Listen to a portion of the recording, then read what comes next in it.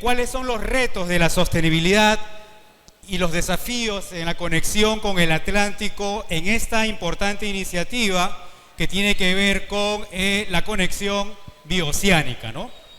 Entonces, los expositores que me antecedieron han comentado muchísimo acerca de las diversas estrategias, inversiones, cifras y números. Yo quiero poner el énfasis en algunos de los aspectos que nos parecen importantes a partir de la experiencia que tenemos trabajando con diversas comunidades. Cooperación, somos una institución que tiene ya 27 años, tenemos trabajo en la costa, en la zona andina y en la zona amazónica, y por lo tanto creemos que tenemos algunas cosas que aportar en esta gran discusión, buscando pues que los beneficios de las grandes inversiones, de los grandes megaproyectos, pues entre comillas, chorree para todos, ¿no? Entonces, una de las cosas que queríamos señalar es que esta idea de la interconexión no es una inquietud reciente, esto data de varias décadas. En el año 2000, quienes conocen la experiencia saben, con la constitución del IRSA, ¿no es cierto?, comenzó a desarrollarse estas conexiones, como lo comentó el expositor anterior, la interoceánica y todo ello, y de esas experiencias, digamos, hay lecciones que sacar, ¿no? Yo quiero poner de manifiesto un asunto que es importante tener en cuenta.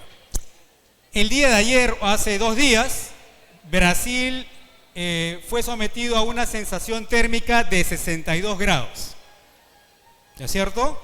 Nosotros recientemente hemos pasado una ola de calor que ha sido brutal y varios países de Sudamérica lo han padecido también. Bueno, investigadores brasileños que se han encargado de un poco analizar en qué ha consistido y por qué ha ocurrido, señalan que esto tiene que ver con la manera como estamos manejando nuestro gran ecosistema amazónico. Y decimos, las inversiones son importantes, sí, pero también tienen que ser sostenibles. Y aquí algunos datos para tener en cuenta de la gran Amazonía, que no involucra solo a Perú, está involucrado a Paraguay, está involucrado a Argentina, Brasil, Colombia, Ecuador. La Amazonía constituye el bosque tropical más grande del mundo. Consta de 850 millones de hectáreas, alberga el 30% de la biodiversidad del planeta y entre el año 2001 y el 2020 se perdió más de 54,2 millones de hectáreas de bosque primario. Y en tan solo 5 años se ha calculado que la Amazonía podría tener hasta 23,7 millones de hectáreas deforestadas. Es decir, en 5 años la mitad de lo que se perdió en los 20 años anteriores. Y ese es un dato importante porque los grandes proyectos de los que estamos discutiendo y hablando tienen que tener en cuenta este factor, ¿no? La idea es cómo hacer sostenible la inversión, pero cómo hacer sostenible también la vida, ¿no es cierto?, en esta parte del continente. Este mapa grafica cómo ha sido el esquema de deforestación, el esquema de pérdida de bosques primarios en la Amazonía y como pueden ver hay una gran parte, casi el 40% de nuestro continente es Amazonía. Y ahí quiero señalar una cosa, el gran ecosistema amazónico junto con el gran ecosistema oceánico marino donde se instala el megapuerto de Chancay constituyen 2 de los biomas más importantes del mundo. Y entre esos 2 biomas, la cordillera de los Andes. Nuestra geografía, y el Perú en particular, es uno de los países con mayor biodiversidad en el mundo. Justamente por esta confluencia de los 2 biomas, además toda la franja marino-costera, por la confluencia de la corriente fría de Humboldt y la corriente cálida del norte, que hacen posible pues estas características marinas con la cantidad de recursos hidrobiológicos que es aprovechado por los pescadores y pescadoras artesanales. Entonces, aquí hay un gráfico de barras que muestra cómo ha sido el proceso año a año de pérdida de bosque primario por 2 razones principales. Y cada una de estas razones tienen también otras razones. La deforestación, que está en rojo, y lo que está en lila, tiene que ver con los incendios forestales. Entonces, miren el pico, el año 2016, luego de la pandemia, en el año 2020-21, la deforestación en nuestra sagrada Amazonía se ha disparado. Entonces, ¿cómo está el Perú? Este mapa grafica cómo estamos nosotros en términos de deforestación o pérdida de bosques primarios. Lo que figura en amarillo es que tenemos un nivel alto de deforestación.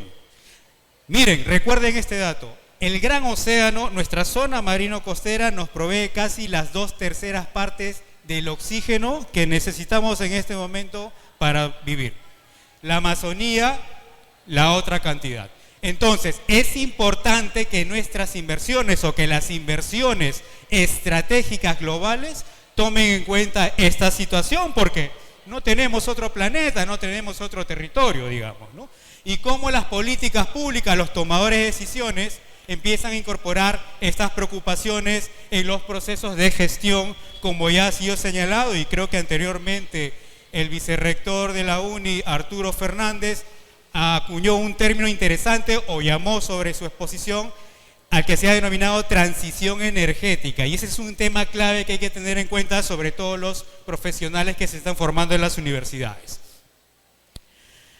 El contexto nos indica que nuestra Amazonía alberga esa muestra importante de biodiversidad, pero también de pueblos indígenas. Nuestro país es uno de los países en el mundo que tiene una alta muestra de diversidad cultural, y entre ellos tenemos pueblos indígenas y originarios que son andinos y amazónicos. Entre los pueblos andinos encontramos a los Uro, Jajaru, Aymara y Quechuas, y entre las comunidades indígenas amazónicas, las que figuran aquí en la lámina. Y muchas de ellas, o algunas de ellas, en situación de contacto inicial o no contactadas. Entonces, las formas modernas de inversión en este marco de interconexión sí o sí van a generar un impacto, y el Estado peruano y la sociedad también debemos tener la capacidad para reducir esos impactos que pueden ser perversos.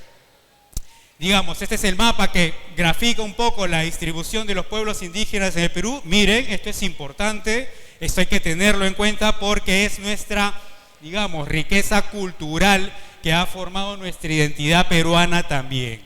Entonces, hay una distribución entre una variedad de ecosistemas frágiles que conforman la cuenca y el bioma amazónico, y algunas de estas comunidades son pias, ¿no?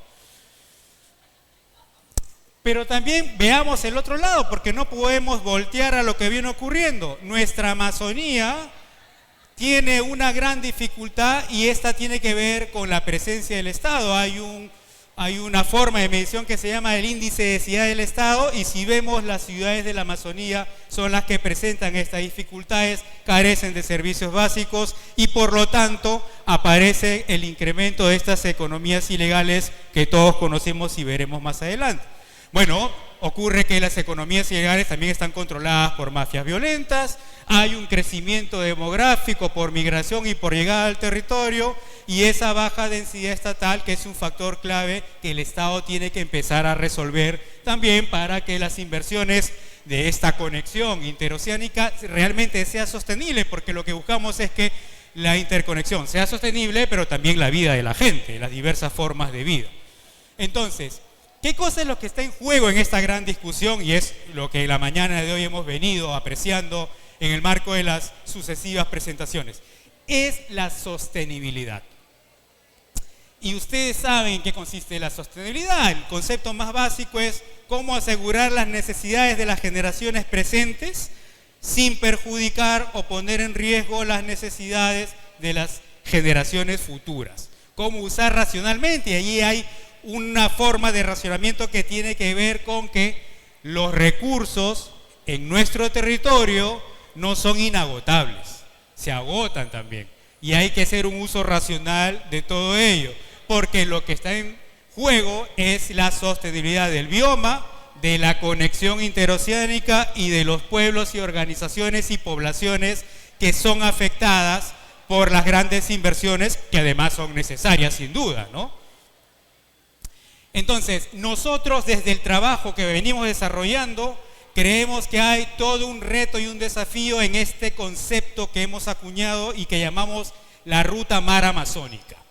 La Ruta Mar Amazónica peruana es una oportunidad enorme, no solamente para inversiones, sino también para hacer bien las cosas desde el Estado y desde los diversos actores. Y allí es un llamado también a la academia, porque la academia tiene que acercarse, ¿no es cierto?, a la sociedad para poder entablar y promover estas formas de conocimiento que permitan justamente apuntar a la sostenibilidad que tanto hablamos. Y en este asunto de la sostenibilidad de nuestra Amazonía, de nuestra zona marina, creemos que hay 4 tipos de impactos o de riesgos que hay que tener en cuenta, ¿no? Son impactos multidimensionales que deben ser considerados en los instrumentos que están detrás de los proyectos de inversión. Los impactos económicos, y lo hemos dicho, hay que asumirlo, no hay que voltear, están ahí y van a seguir generando una presión enorme: la tala ilegal, el narcotráfico, la minería ilegal, la expansión agrícola, monocultivo, la trata de personas, y eso no voy a abundar sobre eso, el tráfico de tierras, en términos de impactos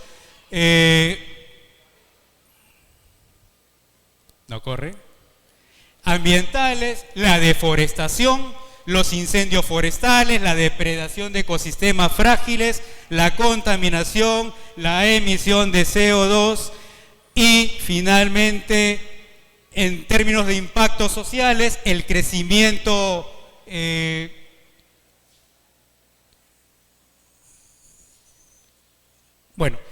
términos de los impactos sociales, el crecimiento desordenado, la expansión urbana sin control y algo que dijo el compañero expositor anterior, este asunto que tiene que ver con el acondicionamiento, pero por encima de eso, el ordenamiento territorial, que son políticas públicas en las que todos debemos participar. Finalmente, porque creo que ya me quedé sin tiempo, debo decir que hay 2 cuestiones fundamentales que podrían asegurar la sostenibilidad de esta iniciativa de interconectar, sea por carretera, sea por conexión ferroviaria, ya comentaron también la vía hidroamazónica, y es que necesitamos construir gobernanza. Y la gobernanza es la base de la gobernabilidad. La gobernanza entendida como la articulación de los diversos actores que son impactados por las inversiones y por las decisiones públicas que desde el Estado se toman.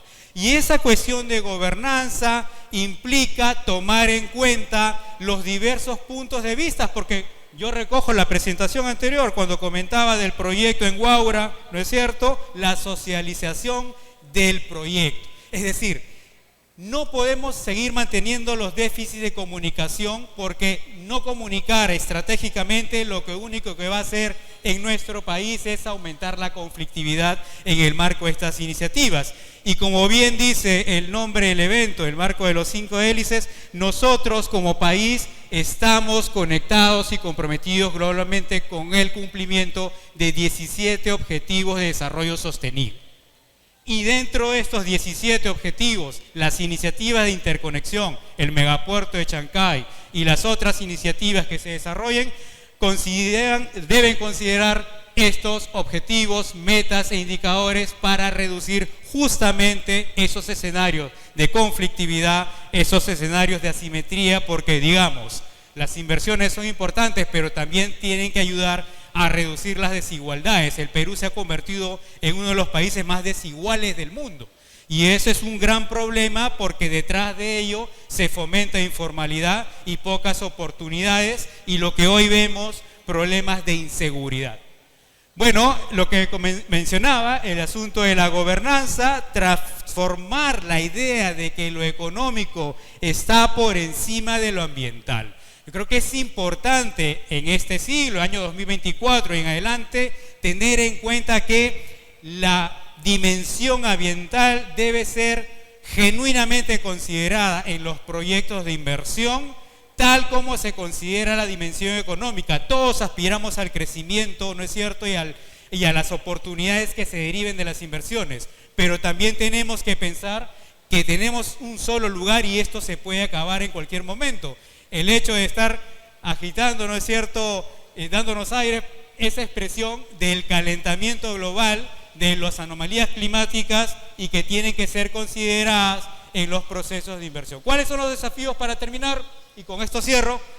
Se tiene que tener programas de contingencia desde el Estado. ordenamiento territorial, consultas previas y públicas que sean genuinas, concertación permanente, comunicación estratégica, planes de adaptación y mitigación, el combate a la corrupción, que también es un flagelo que nos golpea a todos, horizontalizar el trato con las poblaciones, la consulta permanente, la transparencia. Los estudios de impacto ambiental deben abarcar también los impactos indirectos, que siempre en los proyectos grandes son los que más efectos perversos generan. Y finalmente, la articulación de políticas hacia la inter y la transsectorialidad, porque el mayor riesgo que puede ocurrir cuando esto no se toma en cuenta es que se genere esto que una escritora, una socióloga, Saskia Sassen, ha denominado expulsión. Y las inversiones no deben generar expulsión, por el contrario, deben generar inclusión para que el beneficio sea para todos. Con esto quiero terminar. Muchas gracias al señor rector, gracias por la invitación y estamos aquí para lo que guste.